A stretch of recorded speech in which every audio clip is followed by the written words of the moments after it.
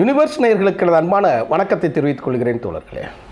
இன்று செப்டம்பர் 8ஆம் தேதி மறுமலர்ச்சி திமுகவின் பொதுச் செயலாளர் தலைவர் வைகோ அவர்கள் துணை பொதுச் செயலாளர் பதவியிலிருந்து மல்லை சத்யா என்பவரை அதிரடியாக நீக்கம் செய்திருக்கிறார். ஏன் 2 நாளைக்கு முன்னாடி எடப்பாடி பழனிசாமி செங்கோட்டையனை நீக்கம் செய்திருக்கிறார். திராவிட முன்னேற்றக் கழகத்திலும் இது நடந்திருக்கிறது, எல்லா கட்சிகளிலும் இது இருக்கிறது. இது ஒன்றும் புதுசு கிடையாது. ஆனால் செங்கோட்டையனுக்கு கொடுக்கப்பட்ட முக்கியத்துவத்தை விட ஒருபடி அதிகமாக மல்லை சத்யா பிரச்சனையில் கொடுக்கப்பட்ட அந்த பிரச்சனையின் தீவிரம் இருக்கு இல்லையா, அதுதான் இங்கு பேசப்படும் பொருளாக இருக்கணும். மறுமலர்ச்சி திமுகவும் தலைவர் வைகோ அவர்களும் அண்ணா திராவிட முன்னேற்றக் கழகத்தின் பிரச்சனைக்கு ஈக்குவலாக நீங்கள் கொண்டு வந்து வச்சிருக்கீங்களே, இதே இது வைகோ அவர்கள் செய்யக்கூடிய அந்த போராட்டத்தை முன்னெடுக்காத தொலைக்காட்சியும் நிருபர்களும் ஊடகங்களும் யூடியூப் தளங்களில் இயங்கக்கூடிய நெறியாளர்களும் அப்படி இருக்காங்களான்னு கேட்டால் அது இல்லை. அதனால தான் நான் செய்தி போட்டிருக்கிறேன், இதுக்கு முன்னாடியே போட்டிருக்கிறேன். மோடி மட்டும் மீடியாக்களை அவர்கள் வாங்கி கொண்டு கோடி மீடியா என்பது இல்லை. கேடி மீடியாக்கள் தமிழ்நாட்டிலும் இருக்கிறது. எல்லா மீடியாக்களையும் காற்றில் திசைதோறும் பரவக்கூடிய வானொலி நிலையங்களையும் ஆக்கிரமித்து வைத்திருக்கிறார்கள் என்பதுதான் உண்மை.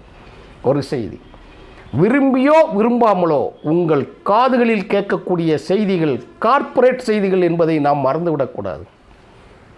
ஒரு மிகப்பெரிய வாகனத்திற்கு ஒரு சின்ன பிரேக் போல,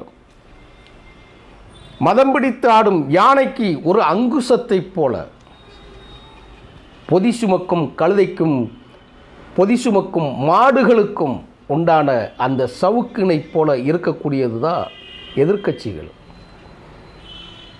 அதிகாரத்திமிரில் தனக்கு இருக்கக்கூடிய அதிகாரத்தில் அரச பதவிகளில் அமர்ந்து கொண்டு எல்லாத்தையும் நுகர்ந்து ருசிக்கக்கூடிய அதிகாரிகள் இல்லாத அரசியல்வாதிகளும் சேர்ந்தவர்களை அவர்கள் கட்டுப்படாத சில சட்டங்களை மக்கள் மீது திணிக்கிற போது அதை எதிர்த்து நிற்கக்கூடிய சக்தி, களத்திற்கு வரக்கூடிய சக்தி யாருக்கு இருக்குதுன்னு கேட்டால் எதிர்க்கட்சிகளுக்கு தான் இருக்குது.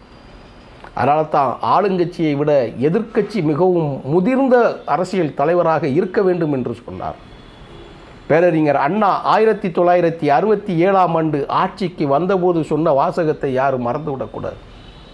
ரொம்ப கவலையாக இருந்தார். நிருபர்கள் எல்லோரும் போய் கேட்குற போது அவர் சொன்ன செய்தி, நாங்கள் இவ்வளவு சீக்கிரம் ஆட்சிக்கு வந்திருக்கக்கூடாது என்பதுதான். நான் மிகவும் கவலைப்படுகிறேன் என்று சொன்னார். இந்த செப்டம்பர் மாதத்தில் பேரறிஞர் பெருந்தகை அண்ணா பிறந்த செய்தியை இந்த இடத்தில் பதிவு செய்வது ரொம்ப முக்கியமான செய்தி. காமராஜர் தோல்வியை உலகமே கொண்டாடிய போது, தமிழர்கள் தீர்ப்பு எழுதிய போது அண்ணா வருத்தப்பட்டார். அவர் சொல்லிய வசனம் இதுதான் முக்கியமான விஷயம். இந்த இடத்துக்கு இதுதான் சொன்னோம், நாங்கள் இவ்வளவு சீக்கிரத்தில் அரசியலுக்கு வந்துவிட்டதால் திராவிட முன்னேற்றக் கழகத்தின் தோழர்களுக்கு இன்னும் பக்குவம் வந்துவிடவில்லையோ என்று நான் அச்சப்படுகிறேன் என்று சொன்னார். எனக்கு மிக கடினமான வேலை இருக்கிறதுன்னு சொன்னார். அரசியலுக்கும் போராட்டத்திற்கும் பழகிய நாங்கள் ஆட்சியினை எப்படி நடத்துவது என்பதை நாங்கள் பக்குவப்பட வேண்டும் சொன்னார். அதனால்தான் மண் சட்டியில் இருக்கக்கூடிய உணவை கையில் எடுக்கக்கூடிய கரண்டியைப் போல் நாங்கள் பாதுகாப்பாக பயன்படுத்தப்பட வேண்டும் என்ற வார்த்தையும் பதிவு செய்தார் அண்ணா எல்லாருக்கும்.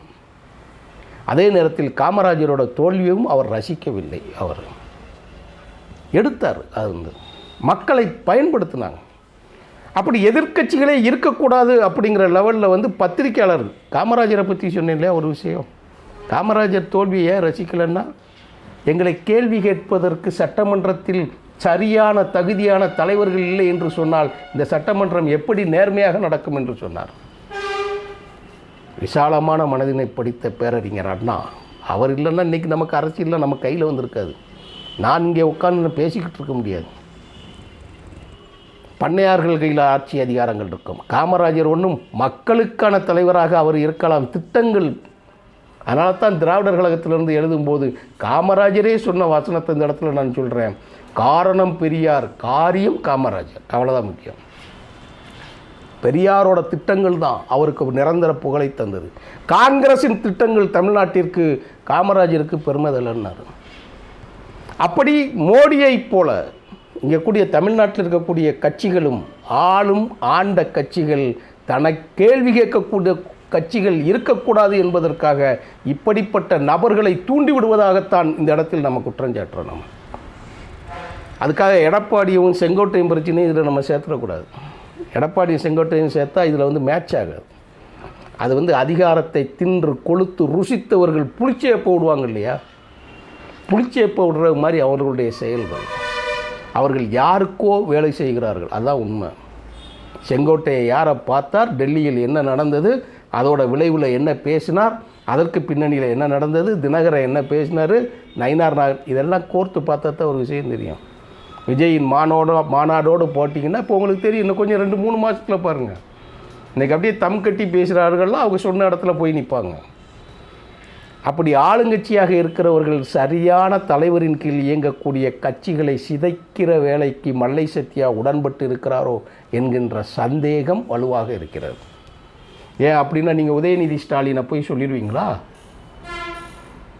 திடீரென்று கட்சிக்கு வந்தார், திடீரென்று கட்சிக்குள்ளே நுழைஞ்சு இளைஞரணி தலைவரானார், திடீரென தொகுதியில் சேப்பாக்கத்திலையும் துறைமுகத்திலையும் கொண்டு போய் நின்று எம்எல்ஏ ஆகிட்டார், திடீர்னு அமைச்சராக ஆகிட்டார் உதயநிதி, திடீர்னு துணை முதலமைச்சர் ஆகிட்டார். இது திராவிட இயக்கத்துக்கு தகுமா, இது நியாயமா, இது நேர்மையா அப்படின்னு இதே மல்லை சத்யா திமுகவை நோக்கி இந்த கேள்வியை நீ கேட்டுருவியோ? காலத்தின் கோலம், காலத்தின் அத்தியாவசியம். இந்தியா முழுவதும் நடந்த சில அரசியல் சிதைவுகளுக்கு காரணமாக இருந்தது இந்த மாதிரி அரசியல் கட்சிகளில் இருக்கக்கூடிய புல்லுருவிகள் ஆட்சிக்கு வந்துவிட்டதனால் வாரிசு அரசியல் என்பது கட்டாய தேவையாக இந்தியா அரசியல் மட்டுமல்ல தமிழ்நாட்டிற்கும் அது தேவைப்படுகிறது. அவர்கள் வளர்த்த கட்சி, அவர்கள் சொல்லி கொடுத்த கட்சி, அவர்கள் கொள்கை சொன்ன கட்சி, அவர்கள் தண்ணீர் விட்டது மட்டுமல்லாமல் கஷ்டப்பட்டு வளர்த்த கட்சியை அவர்களுக்கு கொண்டாடுவதற்கு உரிமை இருக்கிறது. தவறு நீங்கள் சொல்லலாம், ஆனால் வாரிசு வரக்கூடாதுன்னு நீங்கள் சொன்னது. கட்சியை விட்டு நீங்கள் நீக்கம் செய்த பிறகு கட்சியை விட்டு நீக்கியவர்களோடு நீங்கள் முழுமையான தொடர்பில் இருந்து கொண்டு அவர்கள் சொன்ன காரணத்திற்கு பதில் சொல்லாமல் யூடியூப் தளங்களில் மட்டுமே பேசிக்கொண்டிருக்கதை விமர்சனம் பண்ணியிருக்கு. அது பதில் பேசணும் இல்லையா? அதுதானே உங்களுக்கு கொடுக்கப்பட்ட கடிதம். அதை விடாமல் நீங்கள் போய் முழுக்க நான் இந்த கட்சிக்கு என்ன தியாகம் செய்தேன், என்ன எல்லாரும் தான் தியாகம் செஞ்சுருப்பாங்க. அதை போய் நம்ம சொல்ல முடியாது. இந்த கட்சிக்கு உயிரை கொடுத்தவர்கள் உண்டு. ஏன் இந்திய அரசியலிலே சுதந்திரத்திற்காக மடிந்ததை விட ஒரு அரசியல் கட்சிக்கு, ஒரு அரசியல் தலைவருக்கு தன் மேனியை தீக்கி தின்ன கொடுத்த வரலாறு வைகோ அவர்களுக்கு ஒன்று. சும்மா ஒன்று நீங்கள் ஈஸியாக சொல்லி விட்டுட்டு கடந்து போயிடக்கூடாது. அதையெல்லாம் ஏற்றுக்கொள்ள முடியாது. எல்லோரையும் போல் நாம் ஏற்றுக்கொள்ள இப்படித்தான் எம்ஜிஆருக்கும் நடந்தது. ஏன் வைகோ அவர்களால் வெற்றி பெற முடியவில்லை? மக்கள் மனதினை அவர் கவராமலா இருந்தார்? எல்லாரும் கவர்ந்தாங்க. லட்சக்கணக்கான ஓட்டு வித்தியாசத்தில் ஜெயித்தாங்க. 2004 தேர்தலில் திராவிட முன்னேற்றக் கழகத்தின் கூட்டணி இந்திய தேசிய அரசியலில் மாற்றம் வருவதற்கு வைகோ அவர்கள்தான் காரணம் என்று இந்திய ஏடும் டைம்ஸ் ஆஃப் இந்தியாவும் கட்டங்கட்டி பெட்டி செய்த போட்டது. குட் ஷெஃபர்டுங்கிற வார்த்தை. இங்கே யாரும் அதெல்லாம் பங்களி, இங்கே யாராலையும் ஒன்றும் முடியலை. பெரிய பெரிய கட்சிகள் தான் அதெல்லாம் அதிகாரத்திற்கு போய் உட்கார்ந்து கொண்டு மந்திரி பதவிகளுக்கும் அமைச்சர் பதவிகளுக்கும் எந்தெந்த துறை வேண்டும் என்று கேட்டு வாங்கி கொண்டு அதுக்கு மேலே வார்த்தை சொன்னோன்னா தப்பாக போயிடும். அது அவங்க அரசியல் அல்ல, இந்த அரசியல். மந்திரி பதவி கொடுக்குற போது கூட அதை வேண்டாம் என்று சொல்லி அதையும் கணக்கு காட்டி வாங்கியவர்களை போய் நீங்கள் நியாயப்படுத்துகிறீங்களே. அவர்களை நீங்கள் நியாயத்தின் பக்கம் வைத்துக்கொண்டு இங்கே போய் உங்களை வார்த்தெடுத்த ஒரு கட்சியின் தலைவரையும் அந்த கட்சியை அப்போ நீங்கள் சிதிலமடைய வேண்டும் என்று நினைக்கிறீர்களா? நான் அதனால தான் சொன்னேன், யானையை சொன்னேன், நான் தேரச் சொன்னேன், மாடச் சொன்னேன், கழுதையை சொன்னேன். தறிகட்டு ஒன்று ஓடுது அப்படின்னா அதுக்கு கட்டுப்படுத்துறது தான் எதிர்க்கட்சிகள். இன்னைக்கு தமிழ்நாட்டில் வைகோ அவர்களுக்கு இணையாக கம்யூனிச இயக்கங்கள் போராட்டத்தை மட்டும் முன்னெடுக்கும். அவர்களுக்கும் தேசிய பார்வை உண்டு. தமிழ்நாட்டின் பார்வை மட்டும் கிடையாது, தேசிய பார்வை உண்டு. தமிழ்நாட்டிற்கு, தமிழ் மொழிக்கு, தமிழ் இனத்திற்கு, இந்த தமிழ் நிலத்திற்கு தன் வாழ்வையே அர்ப்பணித்த ஒரு இயக்கத்தை நீங்கள் சிதைக்க முடையிருக்கு. நீங்கள் தான் துணை போறீங்க. திராவிட இயக்கத்திற்கு வைகோ அவர்கள் அழிப்பதற்கு துணை போகவில்லை என்று பகிரங்கமாக சத்யா மீது நாங்கள் குற்றஞ்சாட்டுறேன். நான் ஏன் அவங்களுக்கு அவ்வளோ ஒன்று ஒரு ஆள் விட்டாச்சு, என்ன நியாயம் இருக்கிறது? எல்லோருக்கும் நியாயமாக இருக்கிறவன் அயோக்கியனாக தான் இருக்க முடியும். ஒரு கட்சி தலைமை உங்களுக்கும் எனக்கும் பிறருக்கும் அவருக்கும் எல்லாம் நிலைமை இருக்க முடியாது. தலைமை எடுக்கிற முடிவு, தலைவர் சொல்லுகின்ற சொல்லுக்கு கட்டுப்படாத அந்த இயக்கத்தில் எந்த கட்சியிலையும் நீங்கள் இருக்க முடியாது. இன்றைக்கி உங்கள் கூட இருந்து உங்கள் கூட கூப்பாடு போட்டுக்கிட்டு இருக்க அத்தனை பேரும் சோற்று கூரையில் இருந்தால் பறந்துவிடும் கூட்டம். யாருக்குண்டு? எல்லா கட்சியிலும். மறுமலர்ச்சி திமுகவில் நடந்தது, திமுகவில் நடந்தது, அண்ணா திமுகவில் நடந்தது, காங்கிரஸில். காமராஜரை விட அதிகாரத்தின் உச்சத்தில் இருக்கக்கூடிய காமராஜரை விட்டுட்டு எல்லா போய் ஓடி போயிட்டாங்க.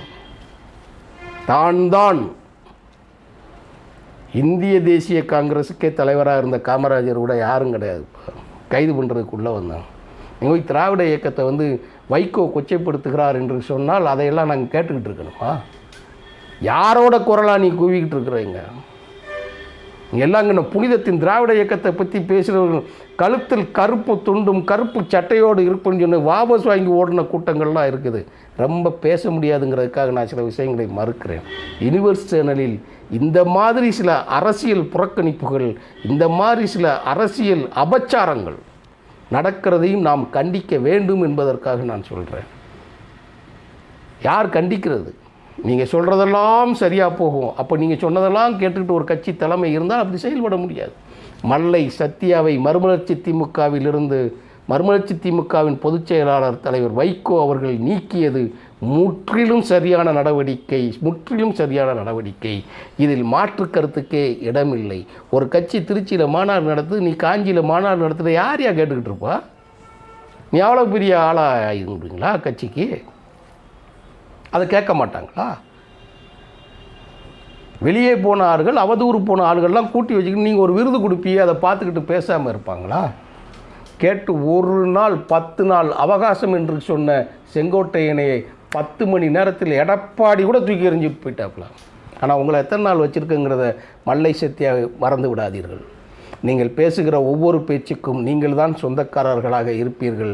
நீங்களும் ஒரு கட்சியை துவக்கப் போவதாகவோ, இல்லை ஒரு அமைப்பை நடத்தப் போவதாகவோ, இல்லை ஒரு இயக்கத்தை நடத்தப் போவதாகவோ நீங்கள் இருந்தாலும், இதையெல்லாம் தாண்டி நீங்கள் இன்னொரு கட்சியில் போய் சேர்ந்தாலும், மறுமலர்ச்சி திமுகவின் பொதுச் செயலாளர் கொடுத்த வாய்ப்பும், மறுமலர்ச்சி திமுகவின் பொதுச் செயலாளர் கொடுத்த அந்த ஸ்பேஸ் இடம் இருக்கு இல்லையா, உங்களை முன்னெடுக்கிற வெளியையும் கொடுத்துட்டா அந்த இடத்துல இருந்து நீங்கள் என்ன பேசுகிறீங்கன்னு நான் பார்க்குறேன், அப்புறம் நான் பேசுகிறேன். நன்றி, வணக்கம் தொடர்.